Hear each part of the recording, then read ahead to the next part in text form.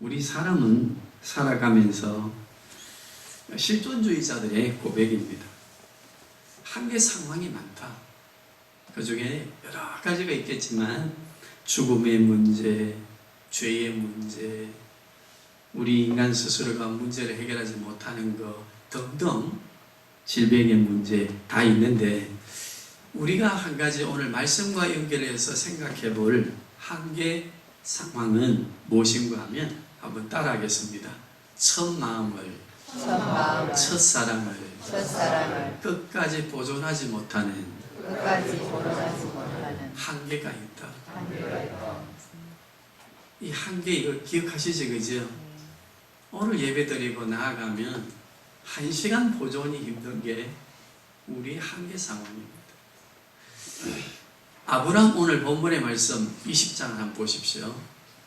19장에 하나님의 놀라우신 징계와 은혜를 경험했습니다. 소돔과 고모라의 멸망을 통해서.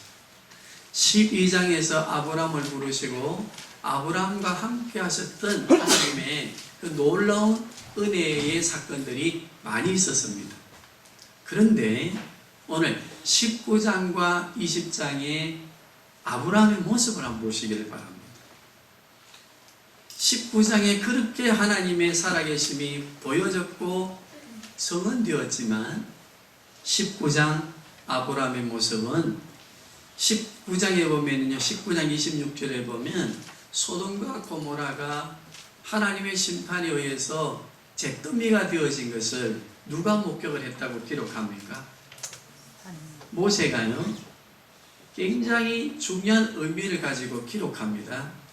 26절에 보면 소돔과 고모라가 불타 없어진 것을 누가 바라보는가 하면 아브라함이 바라봅니다. 그런데 20장에 와서는 이 그랄 왕 아비멜렉에게 자기 아내 사라가 너무 예뻐서, 그 당시의 풍속으로는 힘이 센 사람이 힘이 약한 자의 아내나 소유물을 취해갈 수 있거든요. 특히 아내는 취해가면 거기에 남편 되는 사람을 거의 다 어쨌는가 하면 죽였습니다. 무엇을 없애기 위해서? 우환을 없애기 위해서. 그래서 B라고 하는 사람의 아내가 이뻐서 A라고 하는 힘있고 권력 있는 사람이 빼앗아가면 그 남편을 보면 또 세상가를 가도록 허락하면 되는데 어찌했다고요? 죽였습니다. 아브라함도 그 풍속에 의해서 사라를, 아내를 그랄 왕에게 빼앗기면 누가 죽을까 봐서, 그래 뭐라고 지금 이야기합니까? 거짓말 하지, 그지요? 이게 이제 아브라함의 비참한 야비한 모습입니다. 인간이 극복할 수 없는 한계 상황에 서면 하나님의 은혜를 어제까지 경험했음에도 불구하고 아브라함도 역시 그 문제 앞에 서니까 인간의 생각으로 비굴해집니까, 안 합니까? 인간의 한계 상황 중에 서론에 제가 뭐라고 말씀하셨어요? 말씀드렸어요? 처음의 마음을 끝까지 보존하는 것이 우리의 한계입니다. 보존 못하지, 그지요? 믿음의 조상 아브라함도 그랬어요. 창세기는 계속해서 무엇을 말씀해 주려고 기록했다고 했습니까? 모세가 하나님의 나라가 어떤 나라인가, 하나님의 나라 속에 살아가는 하나님 나라의 백성은 어떻게 하나님이 보호하시는가 하는 것을 알게 하기 위해서 이 창세기에 계속해서 모세오경 기록하고 있다고 했지, 그지요? 그러면서 모세는요, 하나님의 보호하심 속에 살아가는 하나님 나라의 백성일지라도 어떤 인간의 연약한 모습이 있게 되어지는가를 이 창세기에 믿음의 조상 아브라함을 통해서 우리에게 말씀하시고 보여주십니다. 이것은 곧 누구의 모습과 같아요? 저의 모습과 같습니다. 설교는 하지만 저 역시 연약한, 우리 모두는 다 똑같습니다. 누구와 같이? 아브라함과 같이. 그러나 하나님은 연약한 아브라함을 지키시고 보호해 주셨듯이 우리를 붙들고 지켜주신다, 안 지켜주신다? 지켜주신다. 자, 하나님 나라, 우리가 지금 이 땅에서 누리는 하나님의 나라의 속성이 어떻는가를 보여줍니다. 하나님 나라의 속성이 어떤 속성으로 나타나 있습니까? 오늘 아브라함의 생애 속에서 잠깐 생각해 보니까 첫째는 하나님 나라의 백성은 누가 책임지신다? 하나님이 책임진다. 그런데도 우리 인간은 한계 상황 앞에 가면 비굴해진다, 안 비굴해진다? 누구의 말씀을 안 믿습니까? 하나님 말씀을 안 믿습니다. 누구의 소견대로 살려고 합니까? 나의 소견대로 살려고 하는 이 연약함이 있습니다. 오늘 아브라함이 행한 이 일에 그랄 왕에게 하나님께서 밤에 꿈에 나타나십니다. 그 여인은 남편이 있다. 네 손대면 반 죽인다. 깜짝 놀랐습니다. 왕이. 그래서 꿈에 지금 대화합니다. 하나님하고. 하나님 아시다시피 내가 그 여인에게는 손도 안 대었습니다. 그걸 하나님이 아시지 않습니까? 하나님께서 더 확인을 합니다. 7절에 보니까 만약에 네가 그래 놓고 손을 대면 어쩐다 했습니까? 너도 죽이고 내 나라도 망하게 하고 내 자손도 죽일 것입니다. 아침을 맞이한 그랄 왕이 아브라함에게 푸념을 합니다. 그지요? 아니 아내면 아내라 하지 왜 나에게 누이라고 속였느냐? 그렇게 푸념을 하면서 하나님께서 명령하신 그 말씀이 두려워서 아브라함에게 무엇을 주어서 빨리 떠나라 합니까? 재산을 많이 주어서 빨리 떠나라 합니다. 자, 우리는 여기에서 하나님 나라의 속성을 한번 봅니다. 어떻습니까? 하나님은 우리가 비굴해도 아브라함처럼 아브라함을 지키시는데 어떻게 지켰습니까? 죽음의 그 한계를 넘어서도록 지키시면서 무엇을 많이 주셨어요? 재물도 주셨지, 그지요? 그러므로 하나님께서 이 땅을 살아가는 그리스도인된 우리에게 하나님 나라 백성된 우리 성도들에게 살아가는 삶의 한계가 항상 주어지지만 그것을 넘어가도록 누가 지켜주시고? 하나님께서 지켜주시고 지켜만 주는 게 아니라 뭐까지 더 주신다? 보너스를 주십니다. 믿습니까? 근데 우리 한계가 있다, 그지요? 이게 몇 시간 안 간다, 그지요? 여기 몇 시간은 가야 되는데 안 가는 이유가 무엇일까를 제가 오늘 가르쳐 드릴 테니까 꼭 기억하시고 따라합시다. 적어도 일주일은 가자. 일주일은 가자. 우리 성도님들 새벽 기도, 수요 기도, 수요 예배, 금요 예배가 와 있는 줄 아십니까? 이것을 보존하도록 하는 주유소와 같은 역할을 합니다. 우리 3일 살아보면 하나님의 말씀을 믿고 우리의 삶의 문제를 극복하는 에너지가, 말씀의 능력이 떨어집니까? 안 떨어집니까? 떨어지지, 그죠? 그러면 기름이 떨어지면 자동차가 달릴 수 있습니까? 없습니까? 어디를 가야 됩니까? 기름을 채우면 되지, 그죠? 그래서 따라합시다. 한 주간에 여러 번 있는 예배는 나의 영적인 무능력함에 말씀을 공급하는 시간이다. 마치 무엇과 같지요? 주유소와 같이 징검다리 역할을 합니다. 그러면 일주일에 한 번 와갖고 되겠습니까? 이 고갈된 상태에 오면은요, 저는 이 고갈된 상태에 오시니까 막 1시간도 더 설교를 해드리고 싶은데 이게 또 우리 한계가 있단 말이에요. 그죠? 한 30분 넘어가면 이제 이거 또 오늘 길어지 못 자겠노. 자, 왜 우리는 한계의 상황을 극복하지 못하는 연약함이 있는가? 우리 민수기서를 오늘 한번 보시길 바랍니다. 민수기도 누가 기록했어요? 모세는 창세기, 출애굽기, 레위기, 민수기, 신명기를 기록하면서요 한 통으로 다 기록했기 때문에 다 서로 연관이 있습니까? 없습니까? 연관이 있습니다. 자, 민수기 10장 35절에서 빠르게 우리 11장 6절까지 8구절입니다. 한번 읽어보시겠습니다. 시작.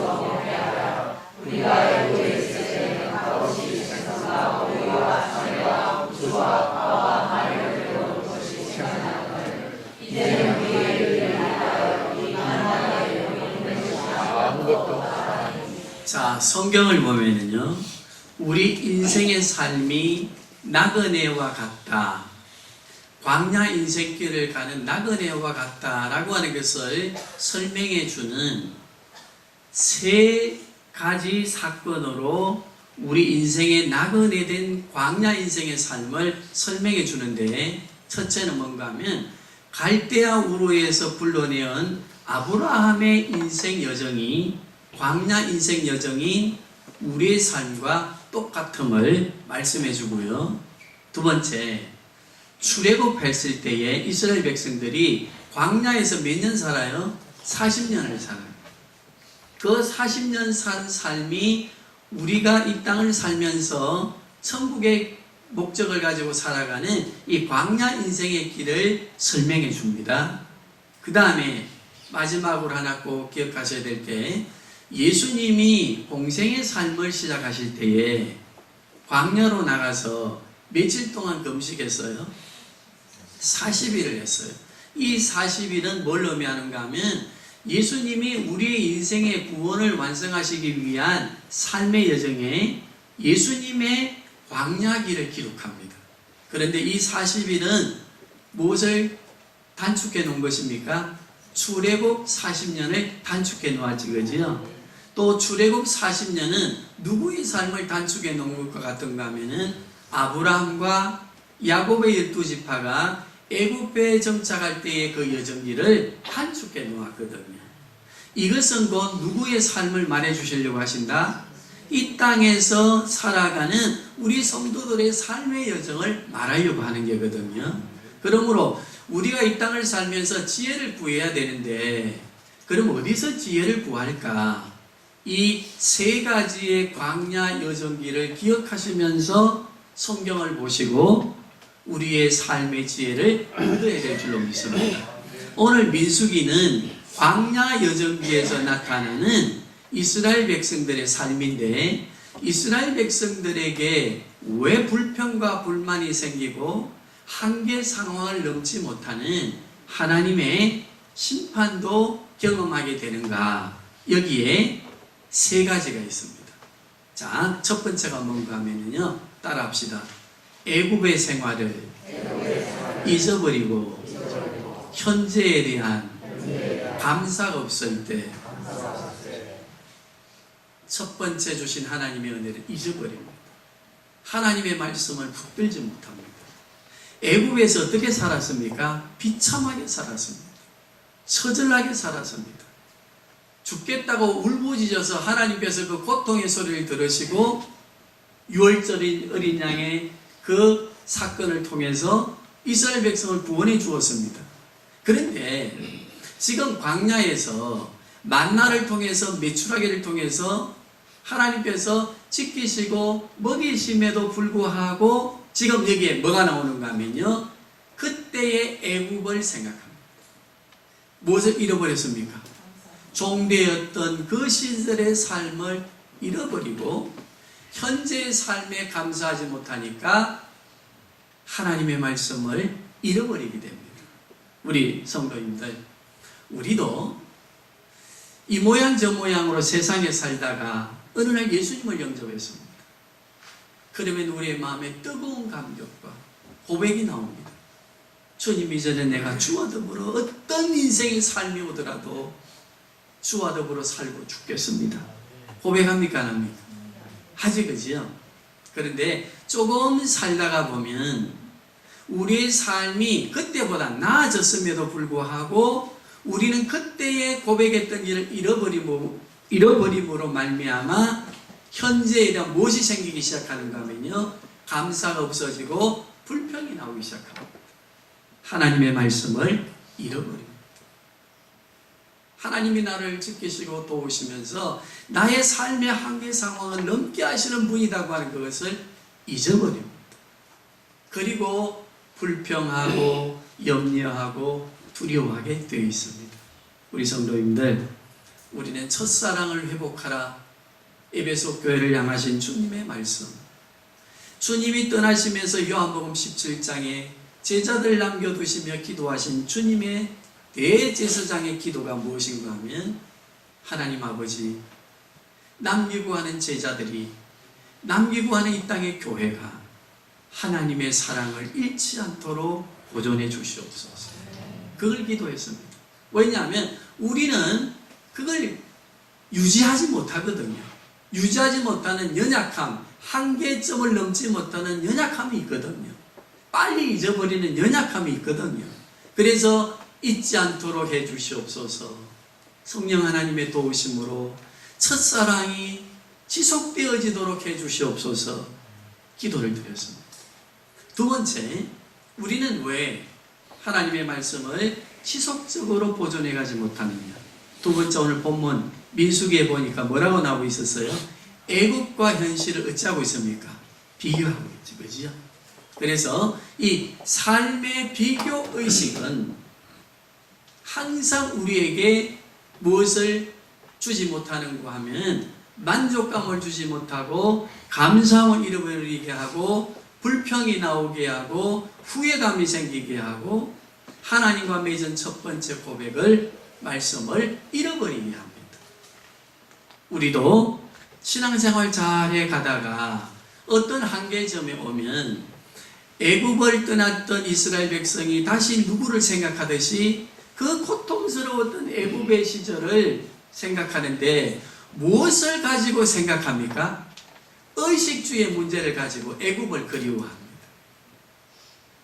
거기에서는 고기도 마음대로 먹을 수 있었고 잠도 편안하게 잘 수 있었고 다 했는데 이 광야에 나와서는 풍요롭게 먹을 게 없으니, 입고 자고 할 것이 없으니 우리에게 즐거움이 없다라고 비교하면서 어찌합니까? 감사를 잃어버리고 하나님의 말씀에 대한 고백도, 첫사랑의 고백도 잃어버리는 연약함의 모습을 보여줍니다. 우리 성도님들, 우리가 이 땅을 살아가면서 신앙생활하고 첫사랑을 고백하고 산다 하지만 우리의 삶에 의식주의 문제가 생기면, 집 문제, 먹는 문제, 명품 걸치고 사는 삶, 좀 여유롭게 사는 삶, 세상과 내 삶의 자신을 비교해보면 우리는 틀림없이 무엇을 잃어버리게 되는가 하면 하나님의 말씀을 잃어버리게 됩니다. 고백했던 첫사랑의 그 감정을, 그 고백되어지는 삶을 잃어버리고 오히려 세상을 동경하고 바라보면서 사모하게 됩니다. 하나님을 버리고 애굽의 신으로 돌아가고 싶습니다 라고 하나님을 향해, 모세를 향해 불평하고 있는 민수기의 이스라엘 백성들처럼 우리도 아이고 믿어봤자 별 볼일도 없네, 세상 사람은 예수 안 믿어도 잘 사네, 잘 먹고 잘 입고 잘 사네, 예수 믿고 이렇게 힘들고 안 될 바야 세상으로 돌아가자 라고 하는 우리의 마음의 유혹이 생길까요? 안 생길까요? 이 한계 상황, 우리는 우리 자신이 이해하고 세상과 비교하지 마십시오. 우리에게 약속되어져 있는 새하늘과 새 땅은 이 세상의 부귀영화와 비교할 수 없는 영광의 나라임을 말씀을 통해 붙드시고 아멘. 우리를 도우시는 하나님의 능력을 날마다 경험하시면서 이겨나갈 수 있기를 바랍니다. 아멘. 세 번째, 우리가 말씀을 잃어버리는 것 세 번째. 이것을 알면 첫 번째, 두 번째, 세 번째를 알면 말씀을 잃어버리지 않고 우리가 그래도 한계 상황을 극복하면서 하나님을 바라보며 살아갈 수 있는 능력이 되겠지, 그죠? 아멘. 세 번째가 뭔가 하면요, 항상 우리는 처음에 사랑을 잃어버리고 세상과 비교하게 되어지면 내 인생의 삶을 누구의 힘으로 살려고 하는가 하면 따라합시다. 내 힘으로 살려고 한다. 11장에서 쭉 읽어보시면 모세의 모습이 나옵니다. 모세가 어떤 모습으로 영적인 침체를 가지게 되는가 하면요, 하나님, 내가 이 백성을 어떻게 하겠습니까? 지금까지 누가 인도하심을 믿었습니까? 하나님이 인도하심을 믿었는데 모세도 영적인 상황에 그 능력이 떨어지니까 뭐라고 고백하고 있습니까? 이스라엘 이 민족을 내가 어떻게 고기를 다 먹이고 어떻게 이 광야에서 끌고 가란 말입니까?